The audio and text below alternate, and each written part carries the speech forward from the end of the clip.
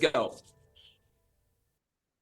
Hello and welcome to Tanner and Nace Merge Podcast. We need a name for this, Tanner. Men's Roundtable, we'll call it today, won't we? Men's Roundtable. We have some really awesome guests come on and share a lot of stuff about men's health, men's pretty much everything, given what's going on right now with men. It's always good to have younger people, older people for the wide audience that Tanner and I have. So Stevie's a self-sabotage coach from our program through Jason. Stevie's had an awesome story. I listened to his story with Tanner on his podcast, probably last year or the year before. Be good to put a link that to the bottom to hear more about Stevie's story. Stevie's done a lot of awesome things, completely transformed himself and his health. So Stevie, welcome today, mate. Stevie Toth. I knew I'd get I got there. Stevie Got Toth. it. He's awesome. So Stevie, welcome to our roundtable today. And I'll tell our listeners a bit about you and your story, and we'll delve into some awesome topics. Sure. Yeah, I'm retired from the U.S. Army. I retired in 2012, 2014. I don't know why I can't ever remember that. It's been a while. So yeah, I've recovered from decades of alcohol abuse. I got into abusing opioids. I was a decades-long cigarette smoker. Basically ate out of a box. Cigarettes, burgers, and caffeine and alcohol were my four food groups for decades. My life got miserable enough to do something about it. I was kind of standing at the abyss, getting real close, and I kind of knew where that was headed, and decided to do a 180 and just see what that was about. I had some books laying around and started getting into Wim Hof and the breath work, ice baths, cold exposure. Became a vegetarian for about 18 months, organic food only. That really helped clean out the system. Now I just eat. I could be a vegetarian in the morning and a carnivore by dinner time. So kind of pay attention to my body instead of my head. I had a lot of different careers, roadied for some rock and roll bands. Of course, did a lot of drugs and a lot of drinking and a lot of smoking back then. And that carried on for a long time. I kept looking for the ultimate party, until my mid 40s, to be quite honest. And then had bouts of misbehavior up into my 50s, and I'll be 57 this year, and pretty much don't drink anymore. Quit smoking cigarettes probably, I don't even know, 7, 8 years ago. I'm so glad I forgot. It's just like, I was thinking about it today. I had to beeline to the store to get some milk for the wife, and I had shortcut through the beer aisle, and I literally I get nauseous now when I think about it. I go right to how I'm gonna feel the next day. I don't know. It's weird. It's been a slow thing to happen. But glad to report no desire to drink alcohol whatsoever. But yeah, that's just a little bit of my story. I could go on and on forever. I got hours and hours of stories. I know Tanner's heard a couple of them. We talked for a good hour and a half. But turned things around with the diet, exercise, breathing, rest, and having some sort of dream, some sort of purpose in life, and building a legacy. Not done yet. Got a lot to do yet. So that's basically it. That's inspiring for anyone that's in that age bracket. I know, because that age group is under the program of don't ask for help. It's a sign of weakness. It's a sign of weakness, for lack of a better word there. Stevie, in your lowest point, it sounds like you asked for help. And how courageous and bold was that for you? And how life-changing was that moment for you where you put your arm out and said, hey, I need some help? You know, it was a moment when I was doing, it was early on in I took one of Wim Hof's breathing courses, and it was during one of those breathing exercises that I just had this moment that I didn't necessarily ask for help. I just turned the other direction, and I wanted to, my soul called out to me to explore what optimal health was like. And like, my relationships were terrible. I just, my physical health was terrible. My spiritual health was terrible. So I had two choices. Well, three. I could, make an optimal choice, a suboptimal choice, or indifference, and, not give a shit. So the only way I can explain it is I didn't necessarily like call out for help. My Help soul found you. spoke to me, and I made the decision to start moving in that direction. And I mean, it's a lifelong process. Like, every day I feel like I'm starting new, That's awesome. Yeah, I'd say you're definitely making a lot of moves. Like I know you're doing the homesteading event. I see what you have like freeze dried foods and you're doing like dried meats now. I definitely see you pushing forward there.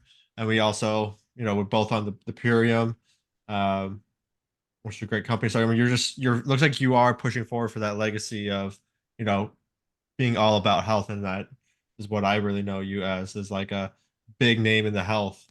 Um, and that's just awesome. I love to see you going forward with that. And that's why I was like, when me and Nathan were talking about having someone on the podcast talking about health, I was like, Steve, let's get him on.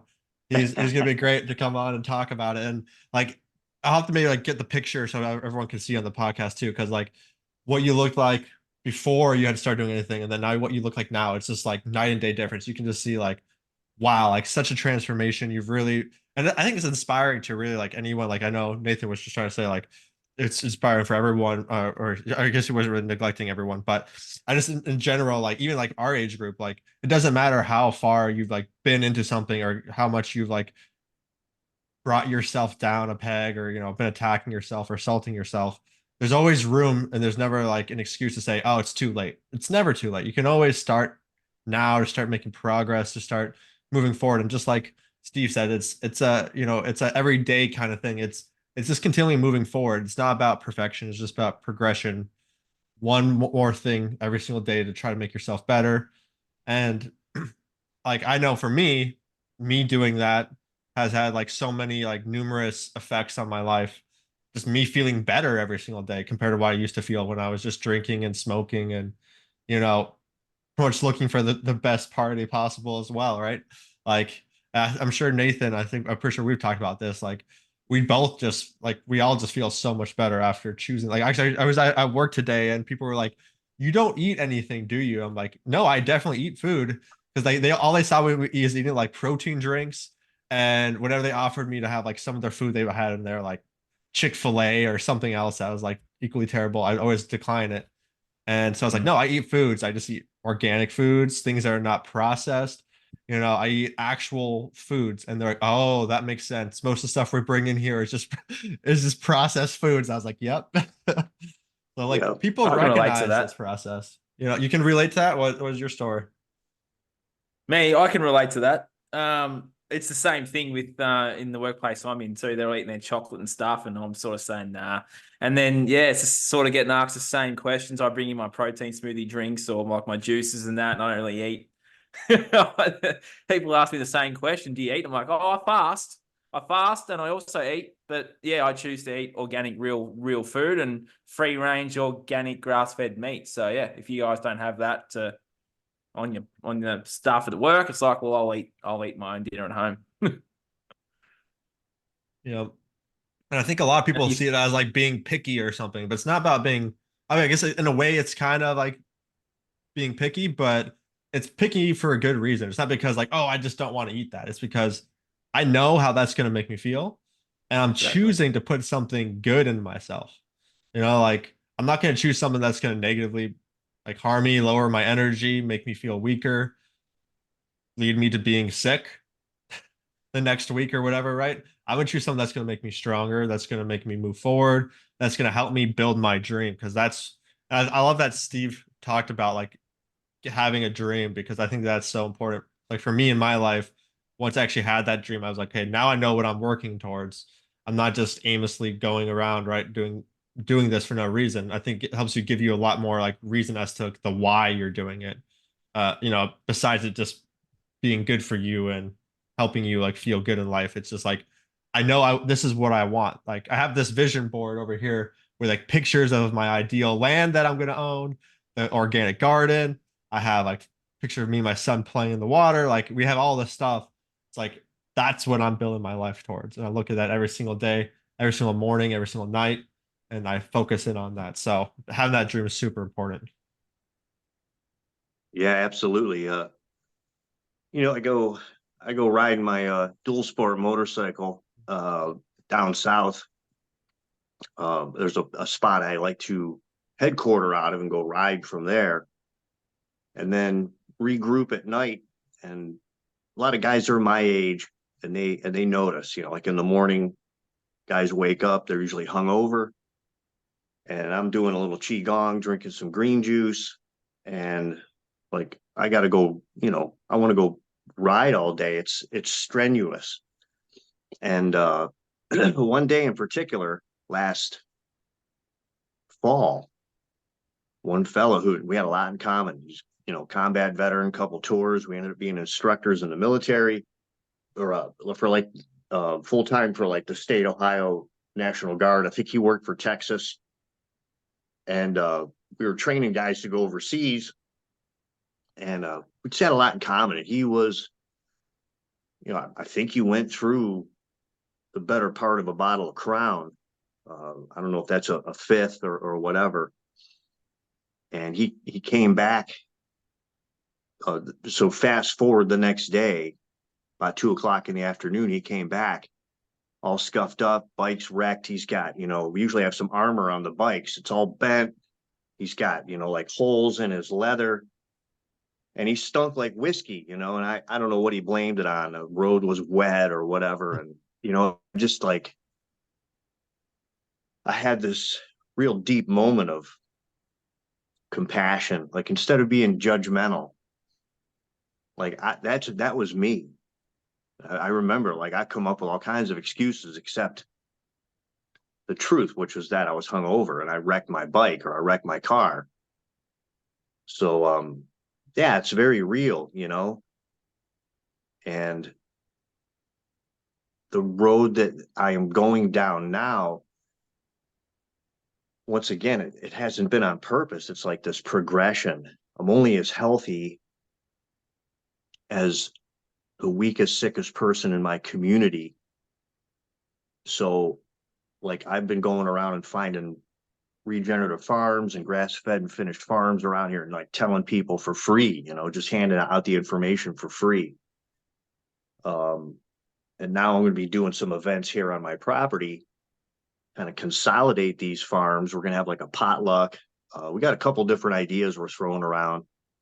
So one guy that I was an instructor with, really high level guy, we were both high functioning alcoholics, training soldiers to go to war, drinking hard at night, misbehaving. Hadn't talked to him in over a decade. We'd both left, parted ways. That unit was dissolved like around 2012 when I retired. And we had about an hour-long Zoom call the other day, and he's doing microgreens now. and stopped drinking. He had 3 heart attacks, stopped drinking, stopped smoking, started eating better. He's been shadow following me. He told me, he's like, I've been following you for like 2 years now. And he like, I got to be honest, when I first found you, he was laughing because of who I was before and who I've become now and how I'm speaking on these things. So I had to laugh, like it didn't hurt my feelings at all. Like I was glad somebody was watching, anybody at all, especially somebody that I knew needed to hear the message. So yeah, it's very real, people of all ages. Yeah.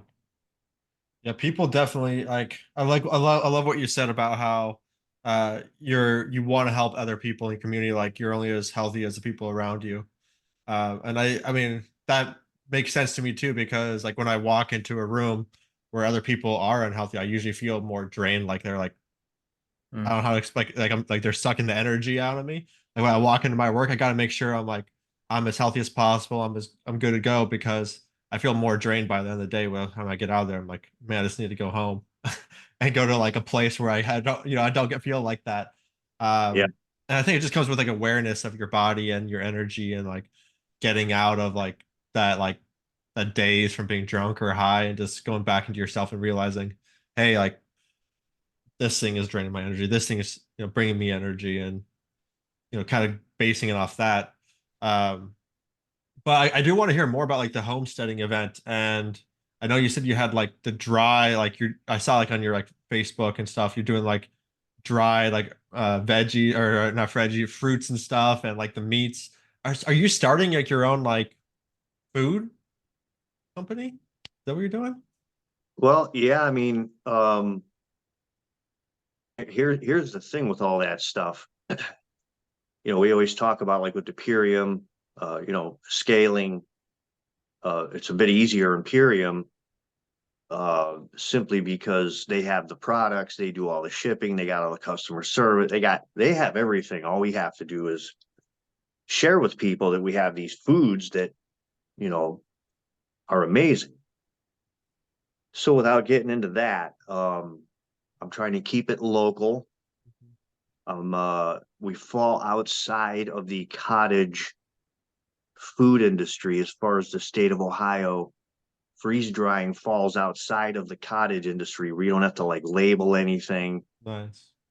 I can't find anything solid. I need to look into it more, but I'm really one of these guys, if they want to, if labels need to be thrown around, and sometimes they do, because we need to know who we're dealing with.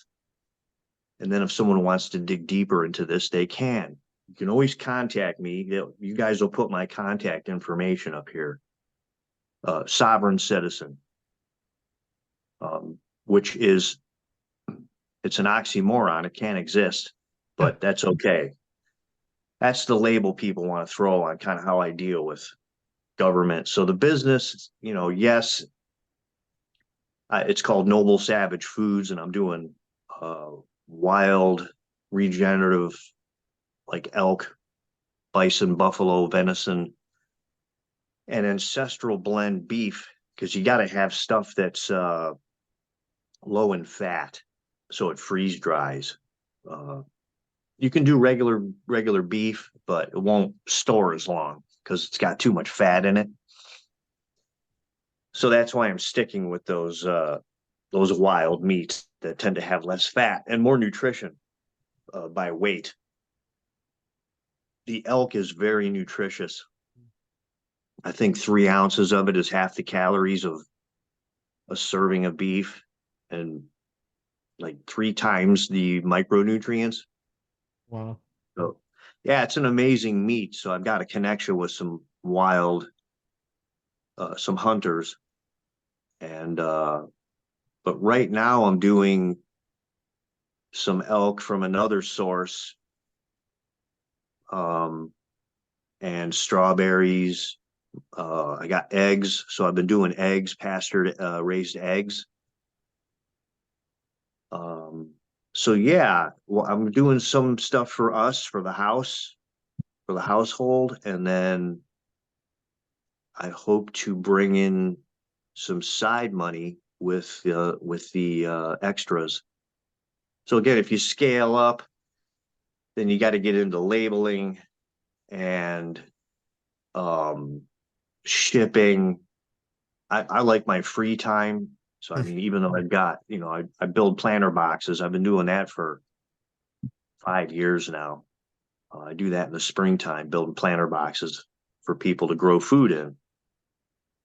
So for me, it's important to have some side hustles, but um, yeah, I'll be growing that as I get more comfortable with the freeze dryer. Right now, I got a bunch of fruit in there, mangoes and strawberries and blueberries. Um, it's pretty cool. It's going to come in handy for hiking trips, camping, stuff like that. And we'll see where it takes us. Yeah, I'm going to have the microgreens guy over here teaching microgreens. I'm going to do the planter box stuff, talk about soil. My wife's going to teach a class on raising chickens. Um, we got a couple of other things going on. That's awesome. So yeah, That is it's gonna be awesome. fun. Yeah, that's really cool. I like that idea. I feel like that's a really good way to get people in your community more like aware of what's going on and like make a difference in your community. I think there needs to be more of that because like I always thought like in school they should have like an actual gardening class, right? Like you could actually learn. But I mean, I'm not planning on putting my son in school. We're going to teach him gardening. I'm excited this when spring comes here. Be planting my own garden here, and my 2-year-old Oliver, he's going to be help me do some planting Nice. there. I'm excited for Yeah, that. that's good. Yeah. What about you, Nathan? Have you been growing anything lately? Are you going to be starting? That's a good question. I know when I was a kid, my grandfather had a veggie garden that I used to help him look after and stuff. And then he sort of passed away about 12 years ago, 12, 13 years ago.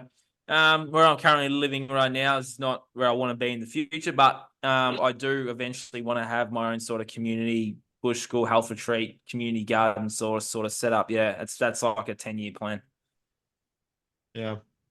That'd be really cool. Because I know the Bush school, have kids out in nature, and then you can have the garden and they can help with it. I think that's a really cool idea. I love Yeah, it. that's sort of where I'm headed off to. Yeah, looking forward to it. But yeah, Stevie, that's awesome. What you're doing. It seems there needs to be more of it. That's what Tanner said too. There needs to be more people doing this to stop relying on the big chains. Well, we call them supermarkets here. You guys call them grocery stores. Stop relying on these things and go back to the old days. Like I got a lot of markets where I'm living right now. We get our fruit and veggies from the local organic market to support these farmers. It's like we can all do these things as well, and even grow it as well. So it's really, really, really good to see. Yeah, you Yeah. can. I don't know if you guys what resources you have electronically, but over here we've got Weston A. Price Foundation. You got realmilk.org, I think, or realmilk.com. Eat Wild. There's a few places you can go to find, like using your zip code, your area, and it will show you all of the regenerative raw milk. Here they call them herd shares. You got to do herd shares with the raw milk. And don't get frustrated if the first one or the second one or the third one you call and nobody answers. Typically, they're farmers. So they're not big on, they don't like sit on their phone all day. So leave a message, follow up, keep calling, and you'll get a hold of somebody. And even if they don't have any herd shares available, get on their list and ask them if they know anybody else, because they all know each other. They share equipment. One of them probably taught the other one how to milk cows. Um, so they all kind of share their own network. So once you tap into one in your area, typically that'll lead to a whole bunch of others. And they're waiting. They're waiting for people. A lot of the herd shares are taken, but get on that list. You can get chicken from them. You can get organ meats, stuff that you might not be able to get in the supermarket in the city. A lot of times you got to go to the country to get your organs, your liver, your kidney, your brains, and all that stuff. And I tell people to, stop saving money at the grocery store. So it's all part of that scarcity mindset. I know Jason talks a lot about this at Self-Sabotage Coaches. We talk about scarcity mindset, and it's deep. It's very deep. Like, who doesn't want to save money? So now I've trained myself. Oh, I want to save money. No, I want to earn double of what I think I'm going to save. What if I think about earning 20% more instead of saving 10%? And just like start talking to yourself like that. I don't know what else to tell people. Like, I stand outside and look around, and like every tree, every house, every car, every piece of road, everything is currency, it's energy, it's money, it's the abundance is everywhere. And I'm still trying to tap into this. I'm no millionaire yet, but like, here's a funny way of looking around. Like, I told my wife one day, I'm looking around like in the garage. I got a storage connex outside, a 20-foot storage container. The basement, my office, the bedrooms. I'm looking around in 2 acres. I'm like, we're already millionaires. We already have $1 million worth of shit sitting around here between this house, everything in it, and the property, and all the, markers and scissors. So I mean, it's just a matter of looking at like there's plenty here. It's just everybody's got to figure out a way to tap into that. But anyway, I found that the higher quality food that I get, my grocery bill kind of stays the same, because I typically eat less food when I'm eating high quality nutrient dense food. Mm-hmm. I have a couple power shakes a day, the super aminos for protein. We'll cook like once a day grass fed meat or pasture raised chicken or eggs or sushi. And that's it. The rest of the day, I'm like drinking water, like can't beat this, or cocoa hydrate, usually in the Purium realm, because we got so many products. But, as opposed to before where I was eating, like all day. And I still go through that. Like, I go through hiccups, I still go through eating a pint or two of ice cream.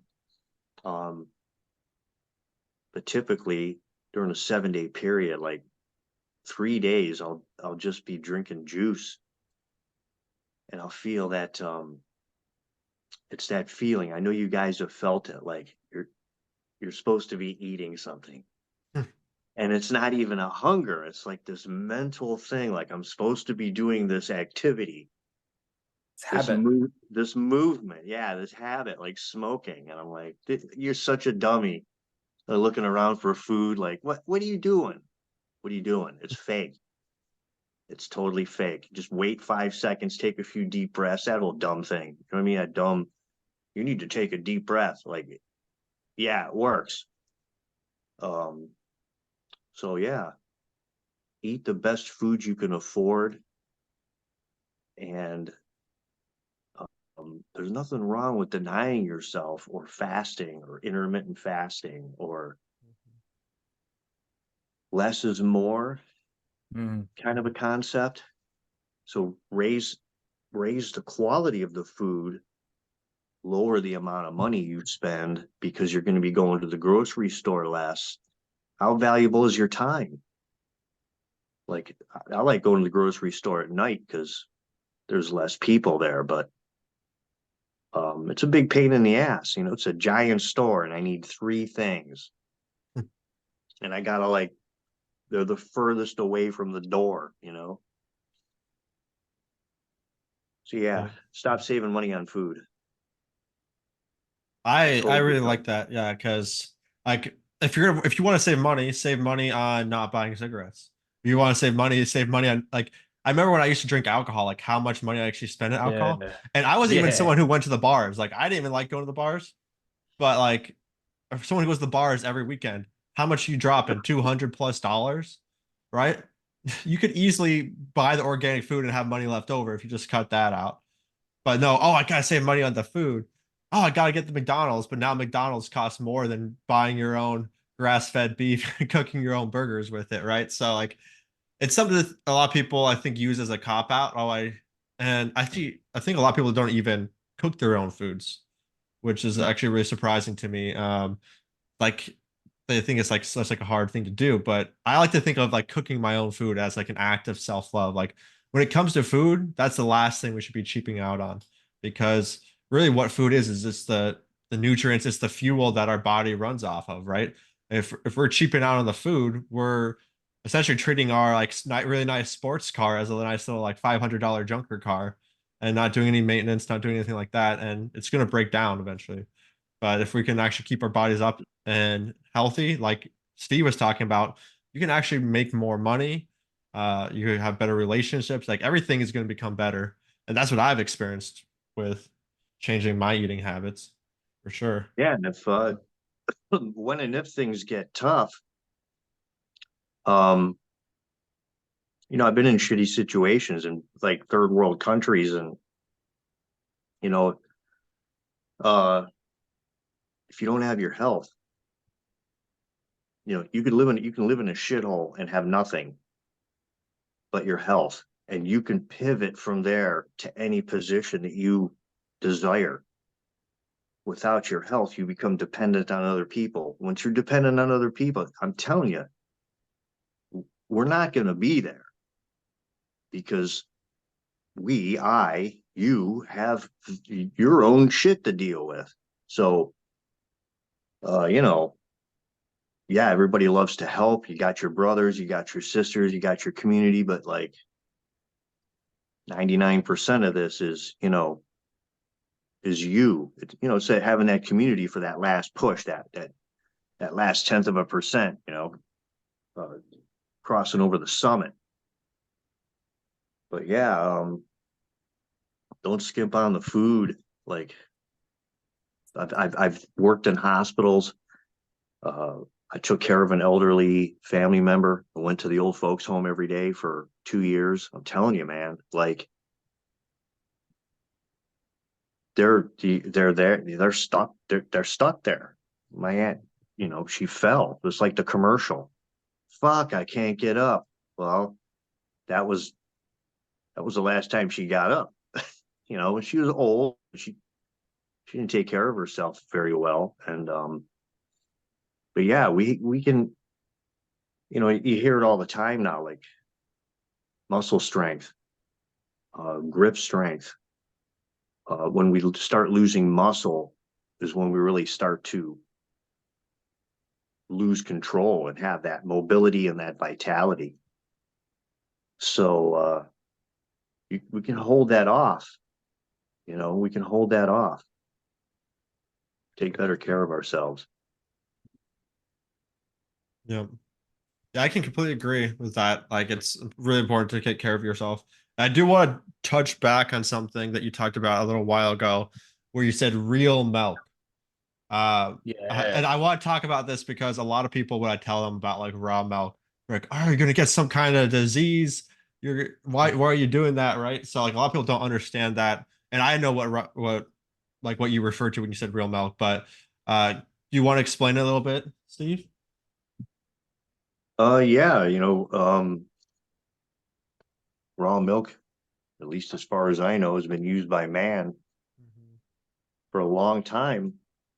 Um, pasteurized milk, homogenized and pasteurized. They push it through a very fine filter. They remove a lot of the fat. They add stuff back in. Anytime you see, excuse me, fortified on a label, they took something out and they're adding it back in. They're selling you back what was already in it. So this is a lot of food, by the way. Um, it's almost like they don't want you to have healthy food. There's this big, I believe it's a misconception, um, of same thing with eggs, salmonella, um, raw milk. You know, can these things happen? You know, yes. Food poisoning can happen really, you know, anywhere.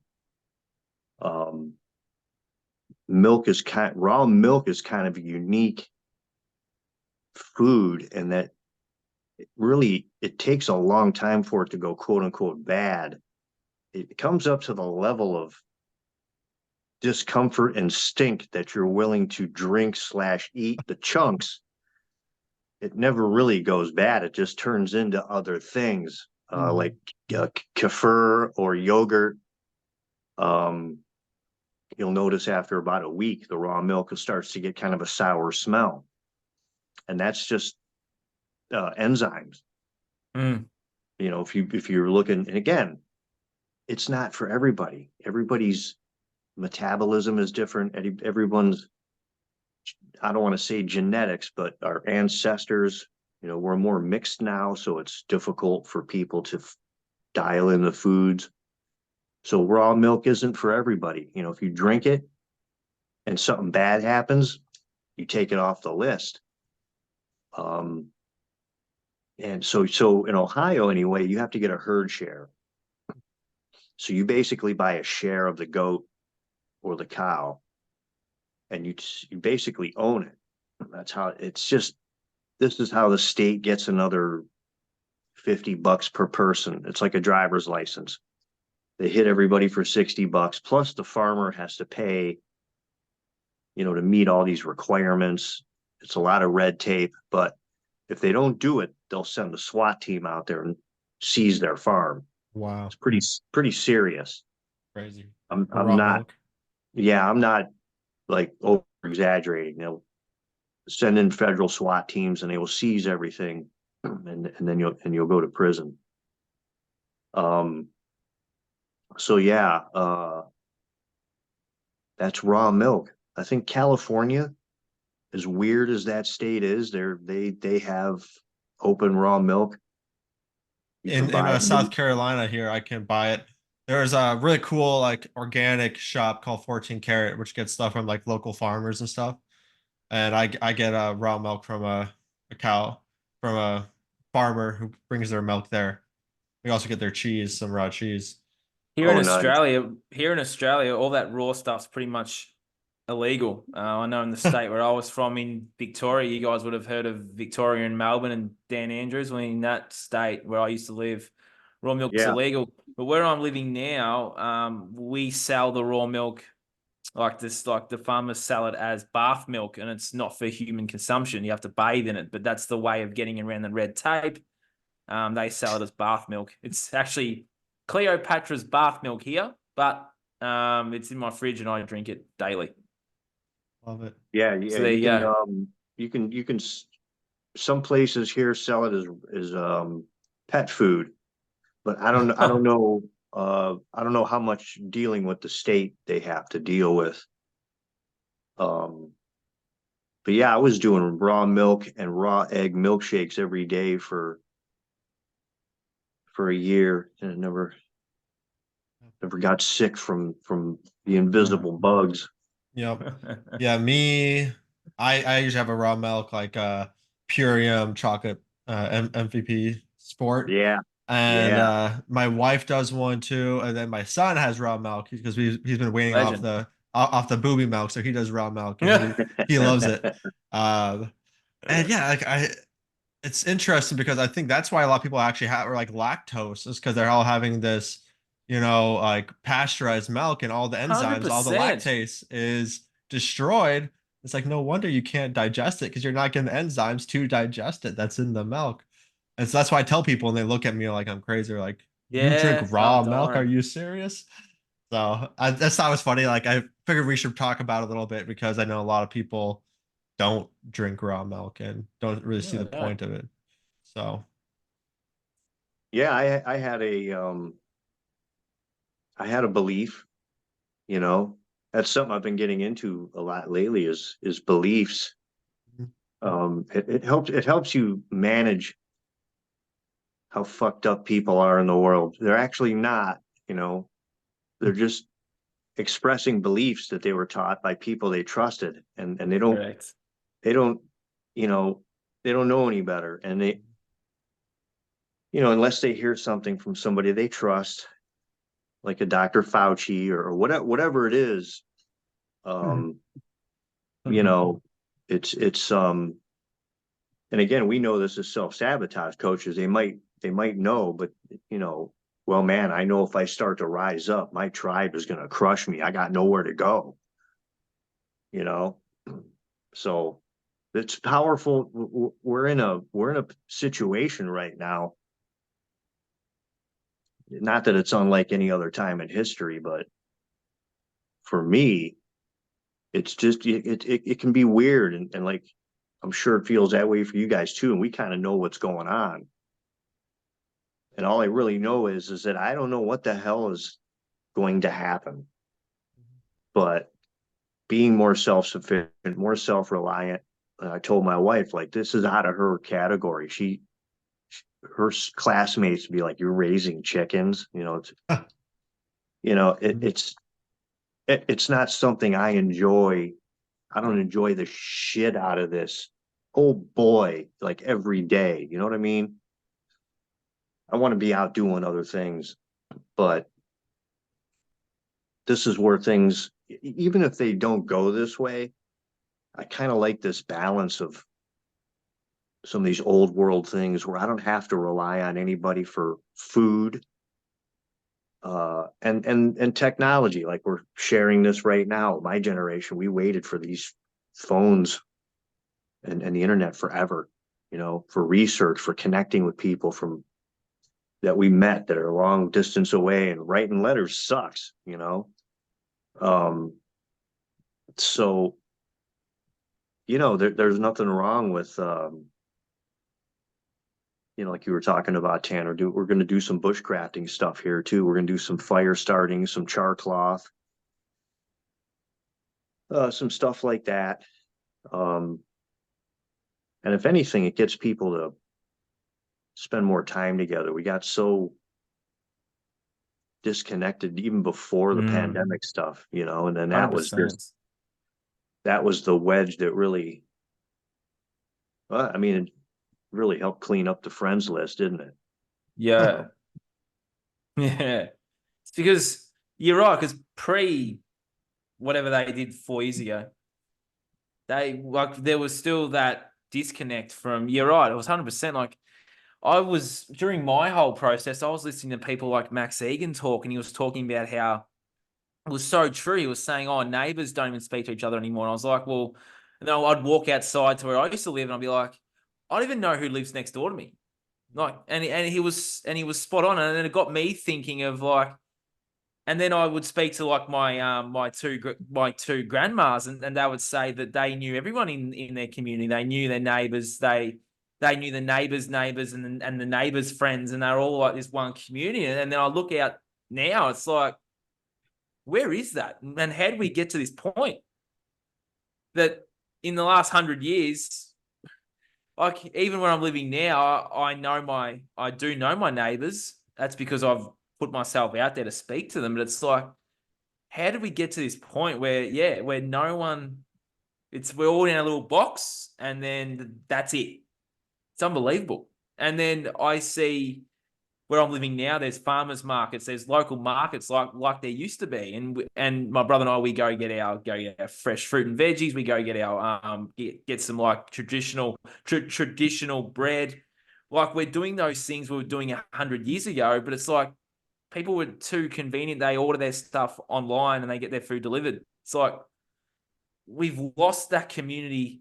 We've lost that community in 100 years. It's unbelievable. And even someone like you, Stevie, you've watched the decline of this. You must be sitting there shaking your head, going, "What has happened to this place? We've lost touch." Would you Yeah, I agree? mean, Yeah. yeah, things have definitely changed a lot in my lifetime. And I remember when I was younger, I would wonder if my grandparents had that, that. So I'm living it now, like, and you guys will. A lot of things are going to happen, Mm. and I'm trying to stay positive through the whole thing because I don't know if you're familiar with. I can't even remember the name of his work, but the book is called Power versus Force, and he talks about muscle testing. Paul Chek talks about muscle testing. And he basically went back in history, and this is with tens of thousands of physicians and hundreds of thousands of patients, and their rate of success is very high, close to 100%. In you don't really ask questions; it's how you frame the interaction with the person that you're muscle testing.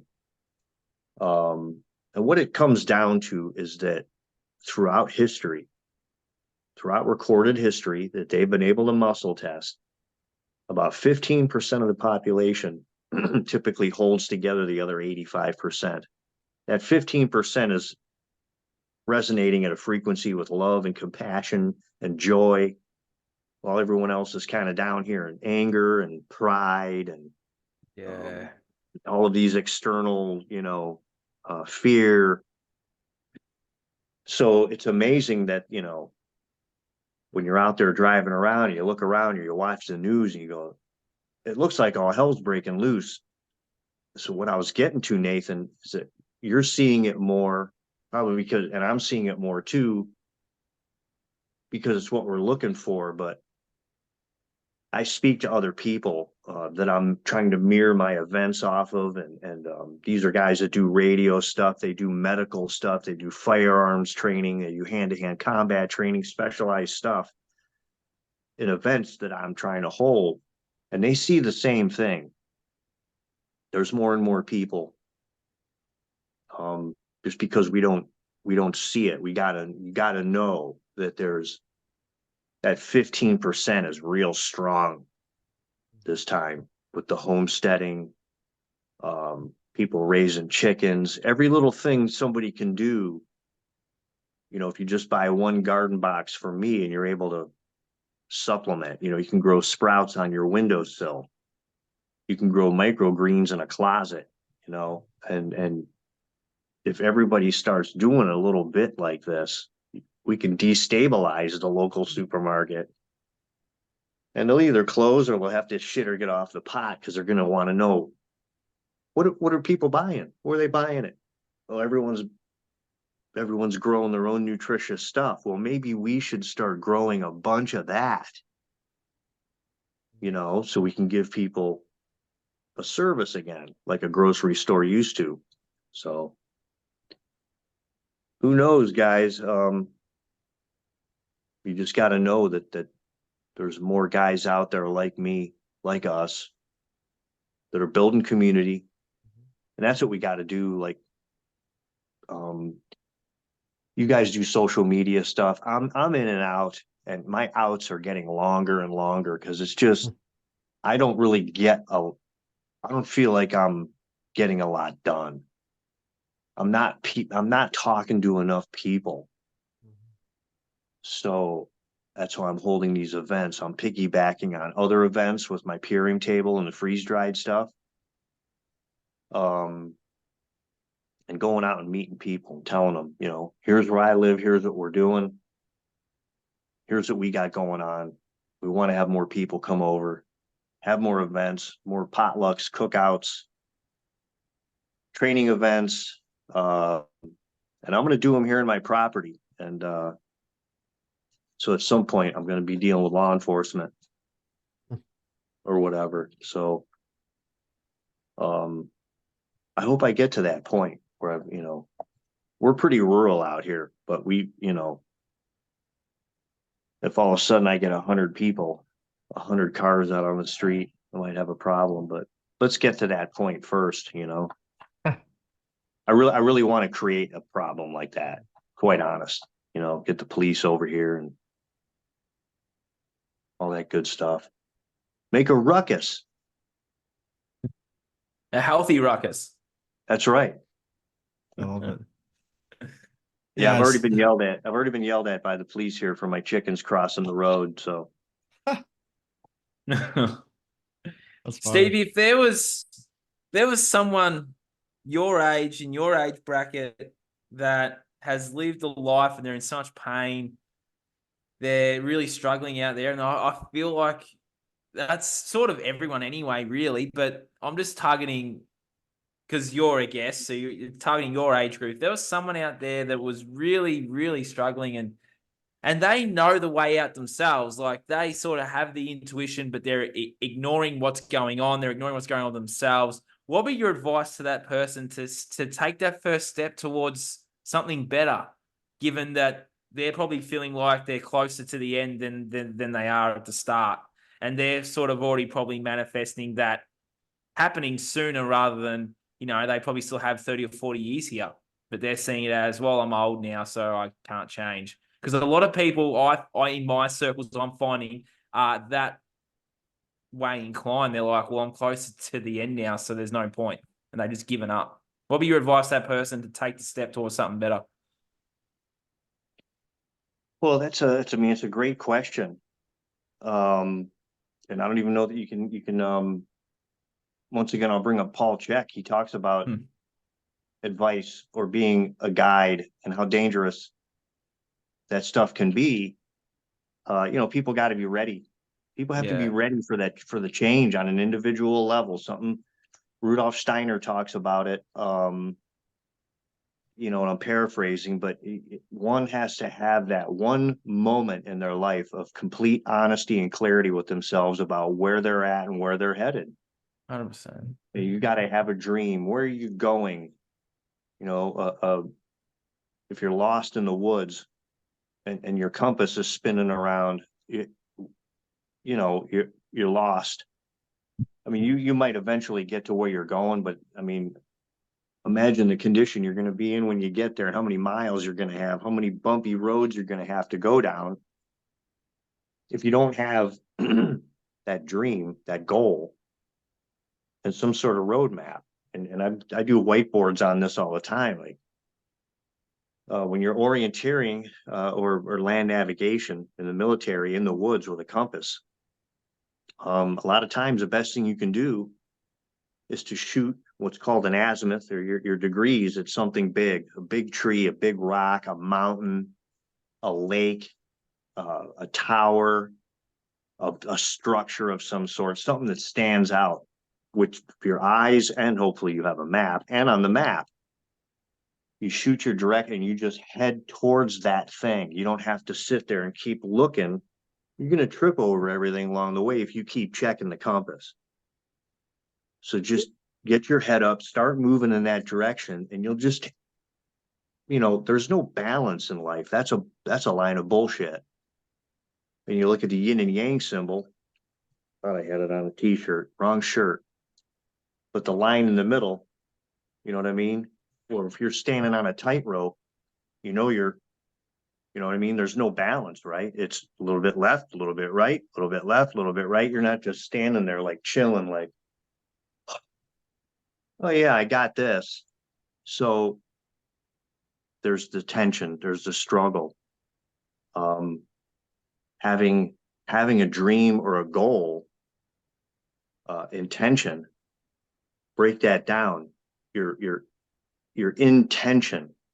So when like you pull a rubber band and it starts to pull your fingers back, your intention with that dream, it's pulling you towards it.